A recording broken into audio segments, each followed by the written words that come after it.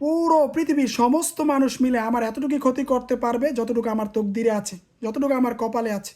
আবার পুরো পৃথিবীর সমস্ত মানুষ মিলে আমার এতটুকু উপকার করতে পারবে, ভালো করতে পারবে যতটুকু আমার তকদিরে আছে, আমার কপালে আছে। কথায় আছে, রাখে আল্লাহ মারে কে, মারে আল্লাহ বাঁচাবে কে। আল্লাহ যাকে বাঁচাতে চান তাকে মারার সাধ্য কারো নেই। আল্লাহ যাকে মারতে চান তাকে বাঁচানোর ক্ষমতা কারো নেই। আমাদের সমস্ত কিছু, আমাদের ভাগ্য তকদির সমস্ত কিছু আল্লাহর হাতে। এটাই সত্যি, এটার নামই হচ্ছে ঈমান। অতএব আমার আপনার সাথে যা কিছু ঘটে সব কিছু আল্লাহ তাআলা দেখছেন, সব কিছু আল্লাহ তাআলার ধারণায় আছে। তিনি দেখছেন, সব কিছুই দেখছেন। ওনার ক্ষমতার বাইরে কেউ কিছু আপনাকে করতে পারবে না।